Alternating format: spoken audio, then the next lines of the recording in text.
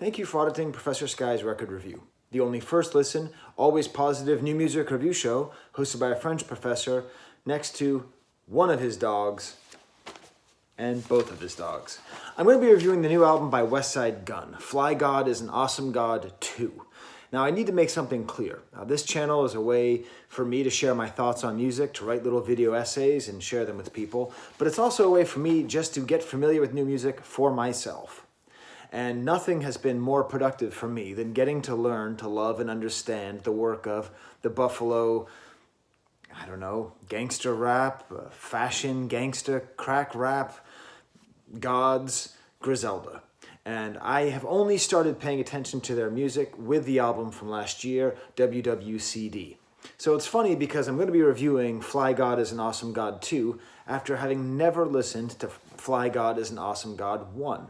And it's kind of on purpose. I really like their music, but I'm trying to just sort of experience their music as it comes out.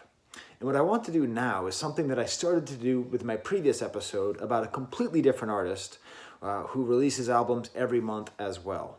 And that is to try to understand the relationship between art and content. When is art like great art and we need to appreciate it and treat it like, an important object of study? And when, especially in the modern days, is art just content, things that are made to be consumed? Not so much objects to be studied, but objects to be eaten and potentially pooped out. That is sort of one of the great questions of art in our day, because all art is transformed into content by Netflix, by YouTube, by Tidal, by Spotify, by everything. All art is becoming content for us to consume. Now it's interesting because I recently have gotten over a online gaming addiction. I'll tell you what game at the end of the video. But I got so into playing this game, it got so into my head that all the content that I consumed was about this video game. How to play it, strategies, randomness, and how to determine what's the best matchup and all that. And finally, a couple weeks ago, I just said, forget it. I need to clear my mind of this. I need to think about better things. And all of a sudden, all the content that I started to consume was actually about rap music, which is great. It's a much more productive thing than video games. And it's funny because while I was doing that, I started to understand how important Griselda is and the way that they're perceived of in the rap world and their importance. And in particular, Westside Gunn. I saw an interview with Freddie Gibbs, who I reviewed last month, and he apparently has some kind of beef with him, but he still said over and over again, the man's a genius. The man is a genius. He's the architect. He knows what he's doing. The man's a genius. I saw a great interview with Westside Gunn with Nardewar, the Canadian interviewer, and that's where I got to see that despite the fact that they're always trying to seem so hard, it's very clear they have a sense of humor. And then I saw some interview with all of Griselda where it's clear that they may have a sense of humor, but they have a massive chip on their shoulder. According to them, because they're from Buffalo and not from New York, they have to work 10 times as harder to get half the respect. Now listen, I think if any group was as good as Griselda, it wouldn't matter where they came from, they would be heard. But what do I know about the rap game? Nothing. So what they said was they have to come out with 13 albums a year just to be heard. So that's where things get interesting about this debate about content versus art. In their mind, in order to be taken seriously as artists, they have to have this release schedule, just album on album on album. So I think I last reviewed Westside Gunn like a month ago with Pray for Paris. Toby agrees. I think it was just a month ago, and it's just crazy. Like, I barely felt like I was caught up and understood that album and digested it, and then all of a sudden, boom, a whole nother album comes out. And I'm sure by the time I'm done with this, there'll be another Griselda project. And that's really where we get to this question about, is this just a product? And this is where rap music gets particularly interesting, especially gangster rap, especially crack rap, and the selling and distribution of crack. Because crack itself is something that you consume, it's a great model of business, and rap artists that rap about crack always talk about moving weight, moving product, and being a successful seller. In many ways, to be a real crack rapper, I think you have to treat your music like crack and get it out on the streets and cook it up in the kitchen, right? Make it in the studio and get it out there. So there's also a weird way in which the form that this music is coming out matches the content of the music itself. So I think that's another way to think about Griselda. That's not just purely that they have to just keep releasing albums one after another. So I'm not going to give you an answer about whether or not this is great art or whether or not this is good product, good content. I'll get there, but let's just talk about the album itself. I didn't like it as much as Pray for Paris, but part of the issue is that Westside Gunn is a tough listen. Now, I'm going to include a link up above to my previous review where I talk a lot about how he is gloriously annoying.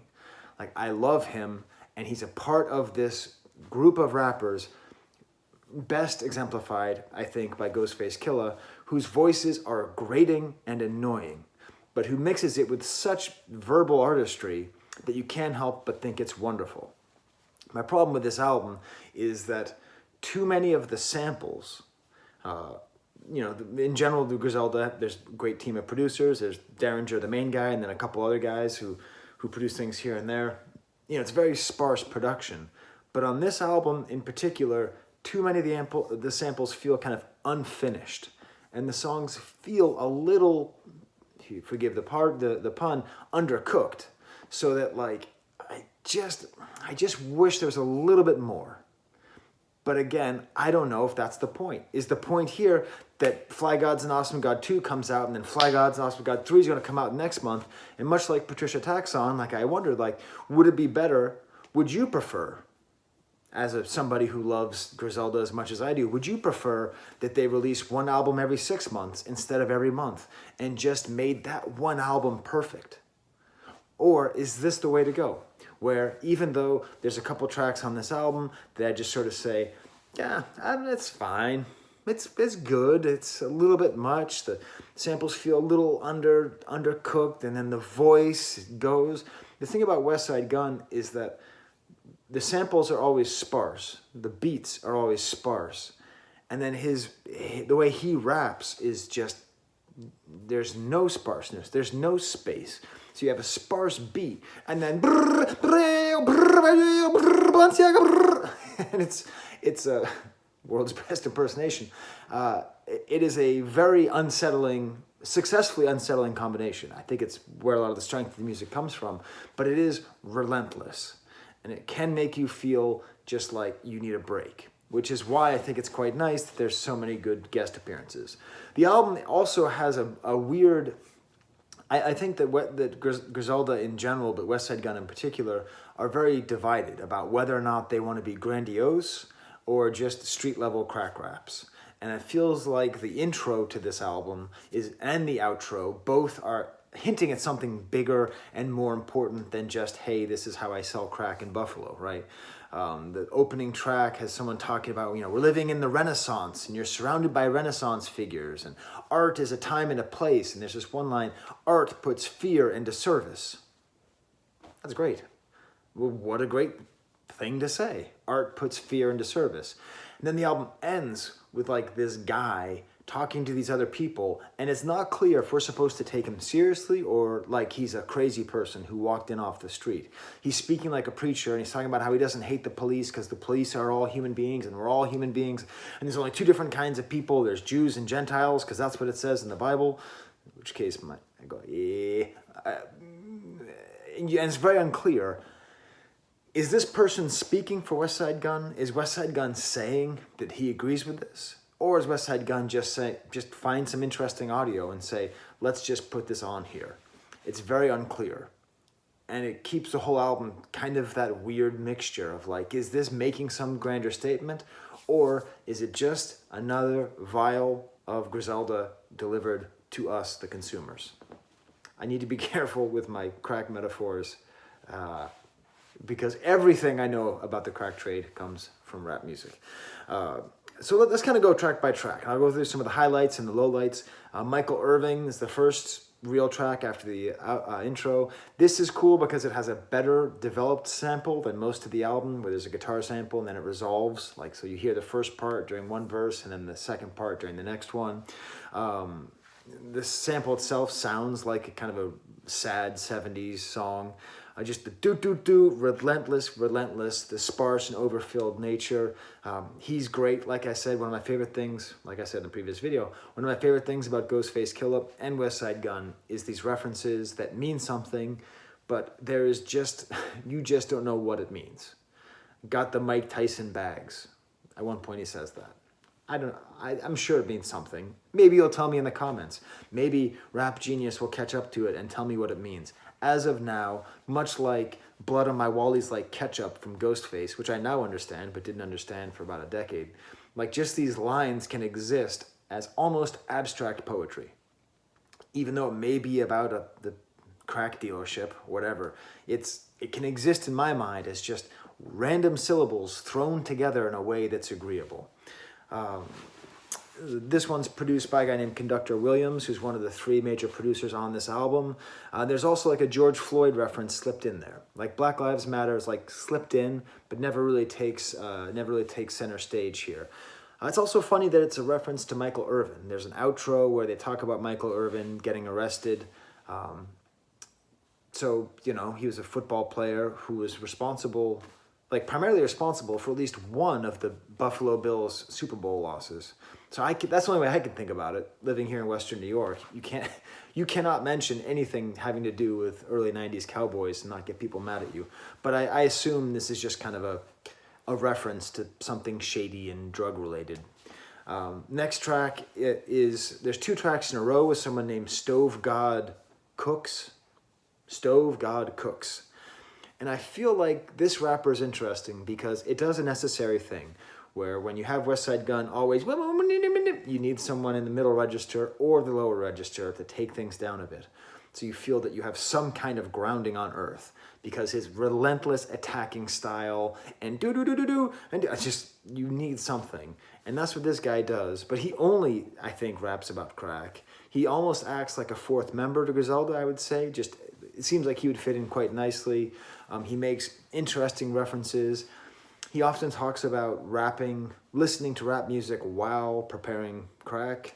And on the first track, Jose Canseco, he talks about listening to Westside Gunn himself. And on the second one, I think it's called Another Hit. What's it called? It's called One More Hit.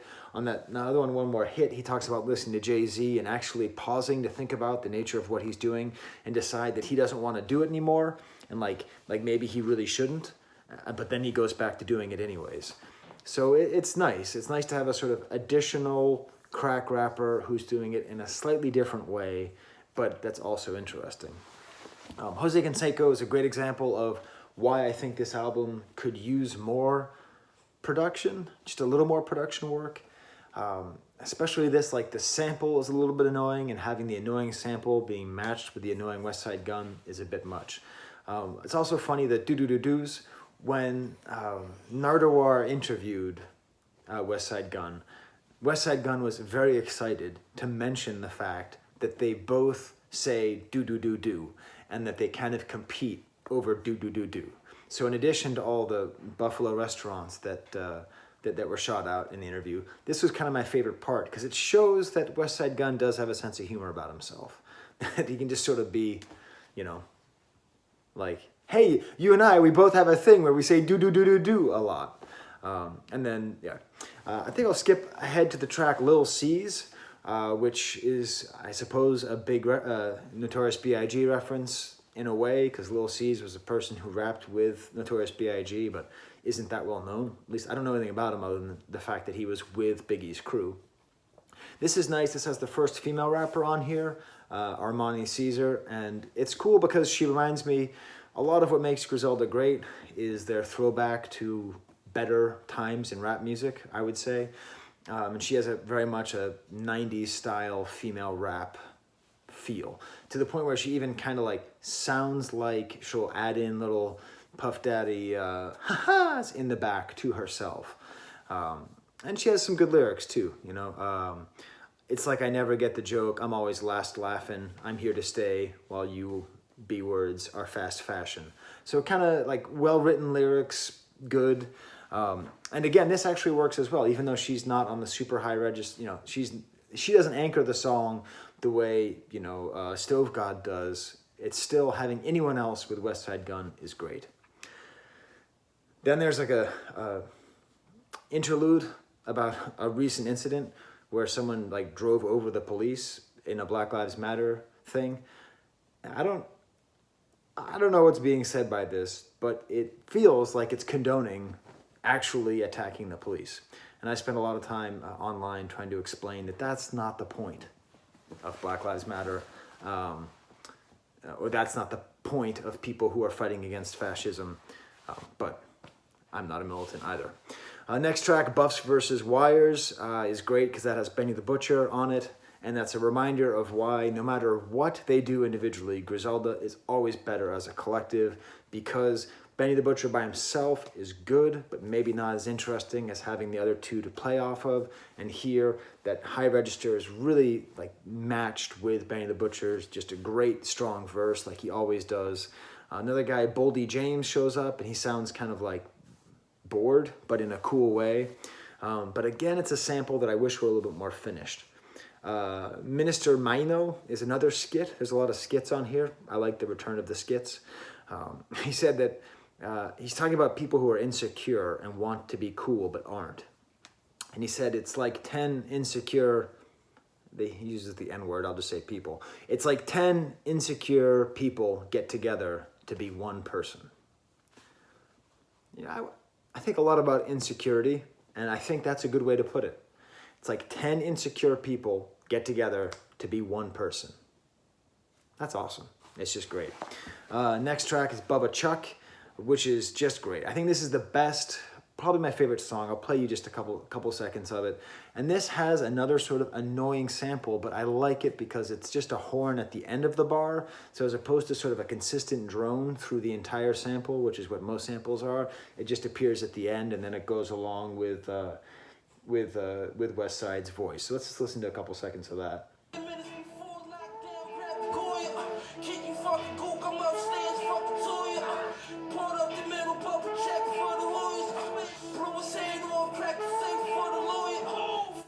And then Stove God comes on again and refers to himself as Cocaine Moses, which is very funny. The combination between crack dealer, like the amount of religious imagery mixed in with crack dealer imagery, the fact that it's not just Westside Gunn, that it appears so often. I mean, I guess it goes all the way back to Jay-Z calling himself Jehovah or whatever.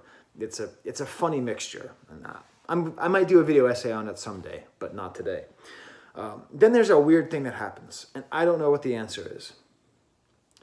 There's an interlude by one of the main producers on this album, Sadhu, and then depending on which version you listen to, if you listen to the song on YouTube Music, or if you listen to the song on Tidal, you don't hear the next track that's officially on the album, Drive By Love. You hear a song by Sadhu called Great Minder, which is like Meat Grinder mixed up. And when I first heard the album, I was like, how the hell did Westside Gunn sound like this? This doesn't sound like him at all. It's this beautiful song. There's no do-do-do-do's. It's just a good beat and strong rhyming. It's political. There's even like a weird like interpolation of Rick and Morty.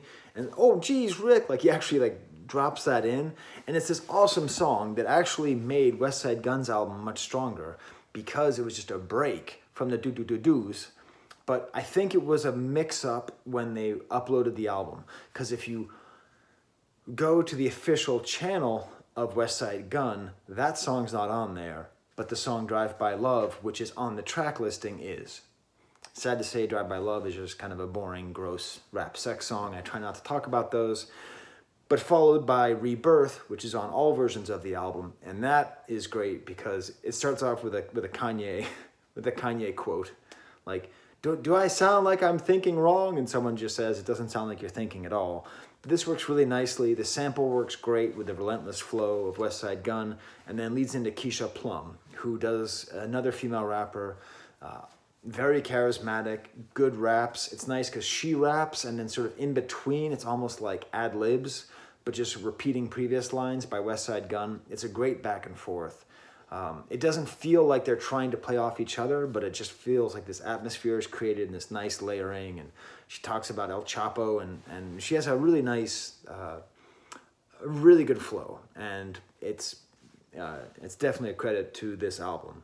Then there's the obligatory Westside Gunn wrestling interlude. I think it's Jake the Snake or someone talking about, I don't know why this guy loves wrestling so much. And then it ends with the song Steve Bear.